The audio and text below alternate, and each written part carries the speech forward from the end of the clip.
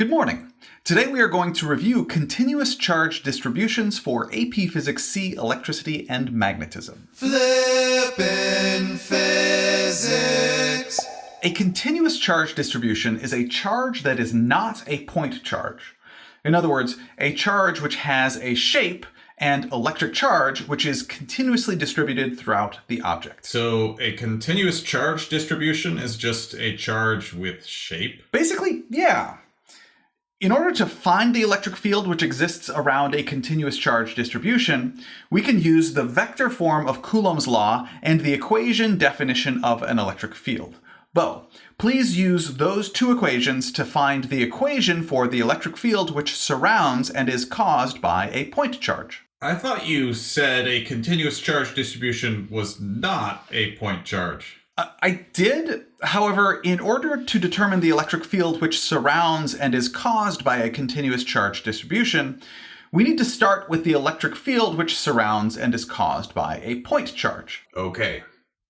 The vector form of Coulomb's law states that the electrostatic force which exists between 2 point charges equals the Coulomb constant times charge 1 times charge 2 divided by the square of r, the distance between centers of charge of the two charges, all times unit vector r.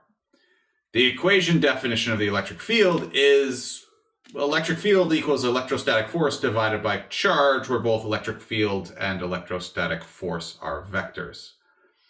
That means the electric field caused by a point charge equals the Coulomb constant times the charge of the small positive test charge, little q, times the charge of the point charge, big Q, divided by r squared, all divided by little q, and then all times unit vector r. Little q, the charge on the small positive test charge, cancels out, and we get that the equation for the electric field which surrounds and is caused by a point charge equals the Coulomb constant times the charge of the point charge divided by the square of r, the distance between the center of the point charge and the location where we are defining the electric field, all times unit vector r. But I still don't get what this has to do with the electric field caused by a continuous charge distribution. Thank you, Bo. Hopefully what I'm about to say will clear up those doubts. We're going to consider the charged object to be made up of an infinite number of infinitesimally small point charges dq and add up the infinite number of electric fields via superposition. It's an integral. Oh, yeah. Okay. Exactly. We now know dE, the electric field caused by every infinitesimally small part of the continuous charge distribution dq, equals the Coulomb constant times dq divided by r squared times unit vector r. We can take the integral of both sides, which adds up the electric fields caused by the infinite number of infinitesimally small point charges dq, and we get the electric field caused by the continuous charge distribution equals the Coulomb constant times the integral of dq over r squared, all times unit vector r. Okay, now realize that for AP Physics C, Electricity and Magnetism, you are only expected to be able to use this equation to determine electric fields around continuous charge distributions with high symmetry.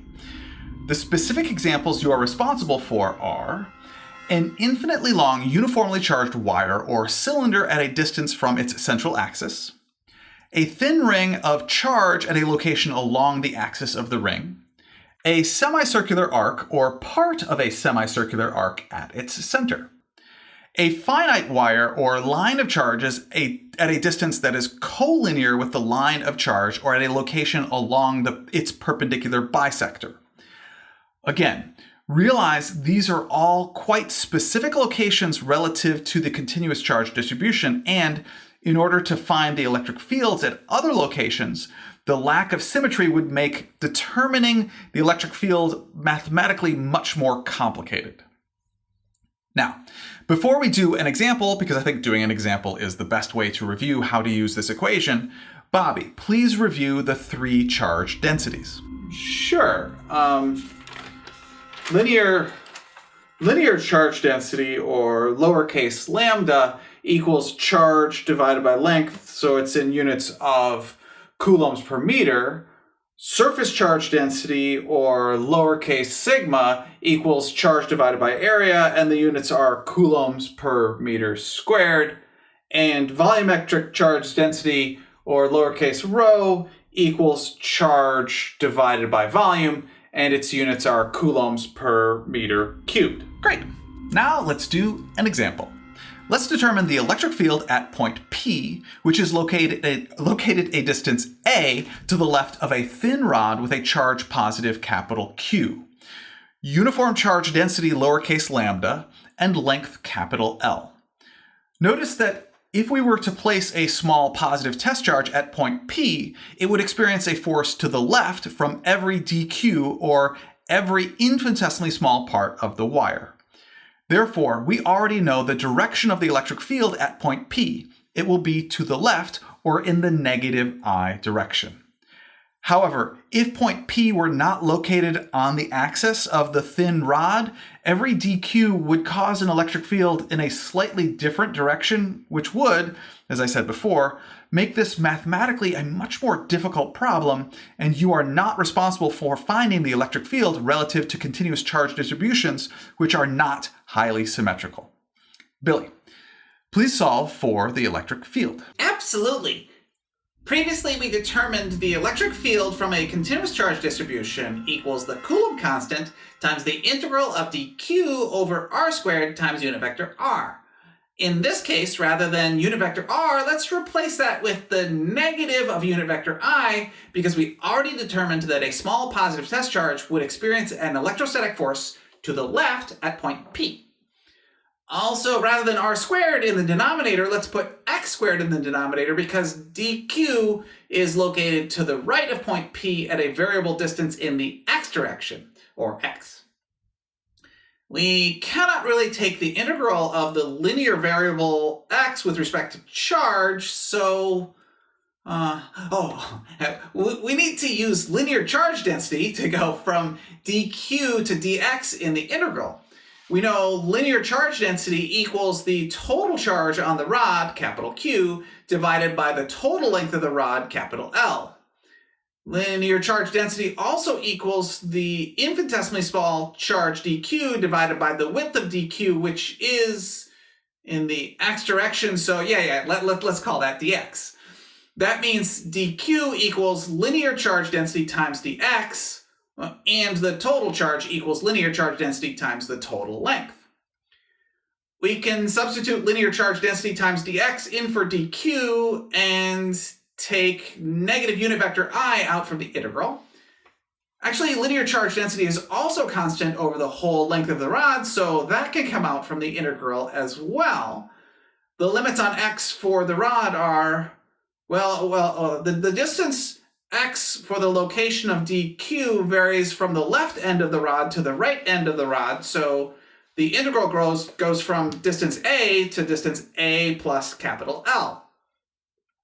The inverse of x squared is the same as x to the negative 2 power.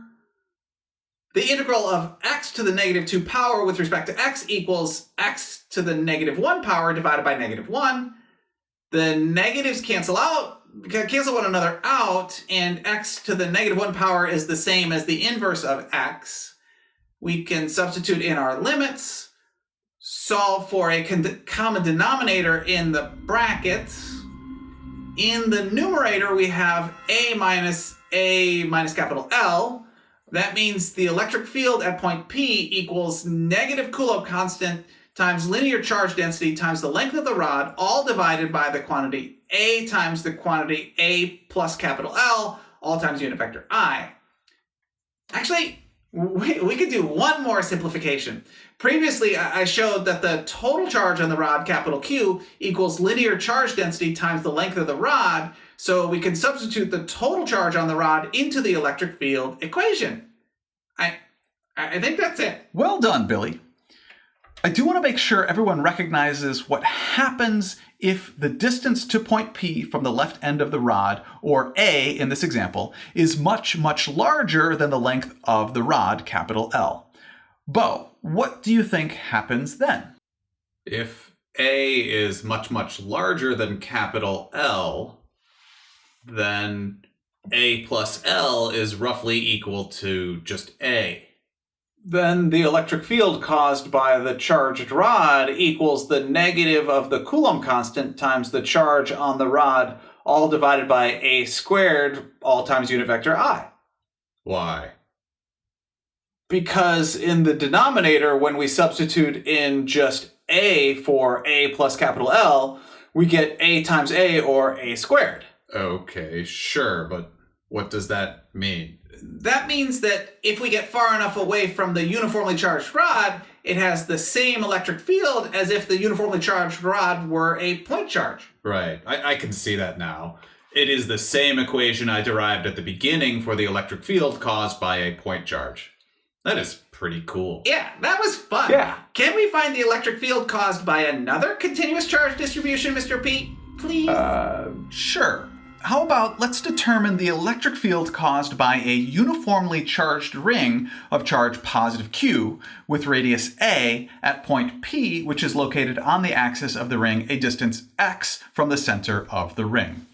Basically, we have a positively charged object which looks remarkably like a roll of tape. However, realize the width and thickness of the roll of tape are very, very small relative to its radius. What you see in this illustration is a side view cross-section of the ring. In other words, you are seeing the ring from the side, and it is as though we have cut the ring vertically in the middle, and the gray areas in the illustration show the inside of the thin ring. Our known values are A, the radius of the ring, x, the distance from the center of the ring to the point P, which, again, for symmetry purposes, is along the axis of the ring, and capital Q, the total positive charge on the ring. We are going to break our ring into infinitesimally small charges dq, which you can see I have illustrated in the front view of our uniformly charged thin ring.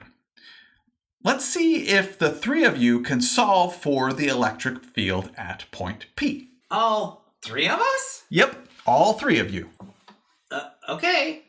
Well, we can start with the equation for the electric field caused by a continuous charge distribution, which we used before. Right, but the problem is that the direction of the electric field at point P is not the same for every charge dq on the ring. Then we need to look at dE, the electric field caused by every dq, which equals the Coulomb constant times dq over r squared, all times unit vector r. If we put a small positive test charge at point P, then the direction of dE, the electric field caused by the charge dq, Mr. P illustrated in the illustration, is down and to the right. And the hypotenuse of the right triangle is r. That means that according to the Pythagorean theorem, we can substitute a squared plus x squared in for r squared. And we can break dE into components in the x and y directions.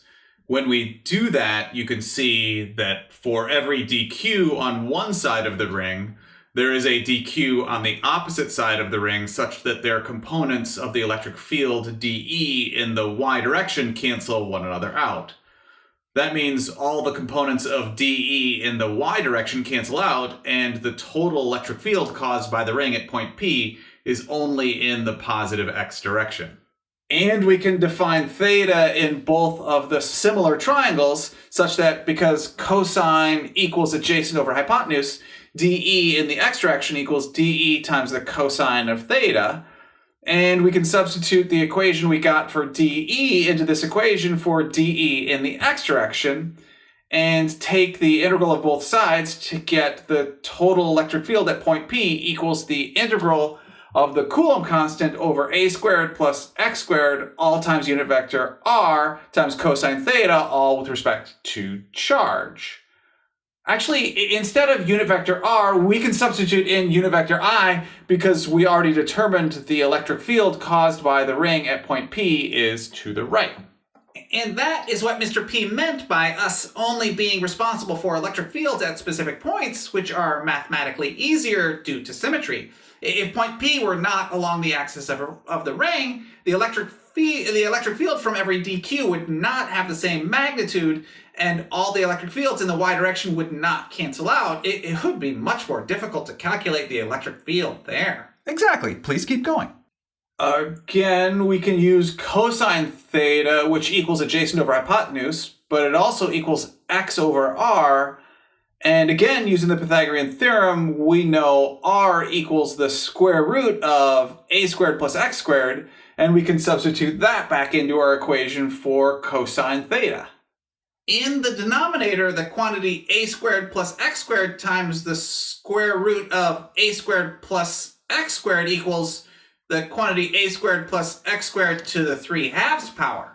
At this point, there is nothing left under the integral, which is a variable. What?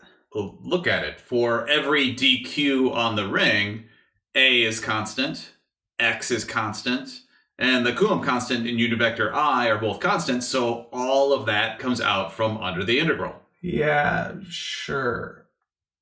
But x is constant? Isn't x a variable horizontal distance from the center of the ring to point P? For every dq on the ring, x has the same value. Therefore, x is a constant for the integral. Yeah, thanks.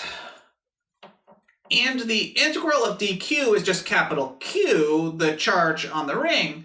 We just solved for the electric field at point P caused by the uniformly charged ring. It equals the quantity, the Coulomb constant, times the charge on the ring times the horizontal distance to point P, all divided by the quantity, the square of the radius of the ring plus the square of the horizontal distance to point P, that quantity raised to the 3/2 power, all times unit vector I. Wow. Yeah. Right, but do you see it? See what? If x is much, much larger than a, then a squared plus x squared is roughly equal to x squared. Substitute x squared into that equation instead of a squared plus x squared, and you get x cubed on the bottom. However, one of the x's cancels out on the top and the bottom, and you get that the electric field at point P, when x is much, much larger than a, is roughly equal to the quantity, the Coulomb constant, times the charge on the ring, all over x squared, all times unit vector I. It acts like a point charge. It acts like a point charge. Yes, it acts like a point charge. This is always true. The farther you get from a finite continuous charge distribution, the more the electric field caused by the continuous charge distribution matches the electric field caused by a point charge. But Bobby, what if x is much, much smaller than a? If x is much, much smaller than a, then a squared plus x squared is roughly equal to a squared. I guess we could then, in the electric field equation, change the parenthetical expression in the denominator to a squared. A squared to the 3/2 power is a cubed, so we get a new expression for the electric field at point P. However, I'm not sure what the point of that is. Bobby, I can see how that might not be clear just yet. Give me a bit. Now, what if we were to place a negative point charge, little q, a small distance to the right of the center of the ring along the axis of the ring? Class, in what direction would the small negative charge q experience an electrostatic force? To the left? Yeah, to the left. Sure, toward the center of the ring. We could then sum the forces in the x direction on the small negative charge. That equals the negative of the electrostatic force because it is to the left. And the net force equals mass times acceleration in the x direction. The electric force equals the magnitude of the small negative charge q times the electric field. We can substitute the equation Bobby just solved for in the electric field, and then we can solve for the acceleration in the x direction of little q. Class, do you see anything familiar? I do No. not. Okay, let me take it one more step. We know the acceleration in the x direction is the second derivative of x position with respect to time. Oh no, you've got to be kidding me. What? Yeah, what? The negative point charge moves in simple harmonic motion. Wow. Whoa. Yeah. It is right there. The equation condition for simple harmonic motion is that the second derivative of position with respect to time equals the negative of the square of angular frequency times position. That means the angular frequency of the negative point charge equals the square root of the Coulomb constant times the magnitude of the charge of the small negative charge times the charge of the ring, all divided by the mass of the small negative charge times the cube of the radius of the ring. And angular frequency equals 2 pi over period, which means the period of the simple harmonic motion of the small negative charge equals 2 pi times the square root of the mass of the small charge times a cubed all over the Coulomb constant times little q times big Q. Simple harmonic motion. I cannot believe we have to remember how to derive all of those equations. Oh, yes, you certainly do. Please realize you need to remember everything from mechanics. Electricity and magnetism continues to build on everything you have learned before. It is awesome. It is awesome. Yeah. Sure. We could even bring in the equations for position, velocity, and acceleration as functions of time for simple harmonic motion, which we solved for when we studied mechanics. Fun. Yeah. That is even more awesome. Yes, it is. Okay, that concludes my review of continuous charge distributions for AP Physics C, electricity and magnetism. Next time, we are going to review electric flux and Gauss's law. Thank you very much for learning with me today. I enjoy learning with you. You know, I feel like what we did today was not actually that bad as far as what Mr. P said last time about electricity and magnetism being less tangible than mechanics. Wait till we get to electric flux and Gauss's law next time. Okay. Yeah, it is really fun.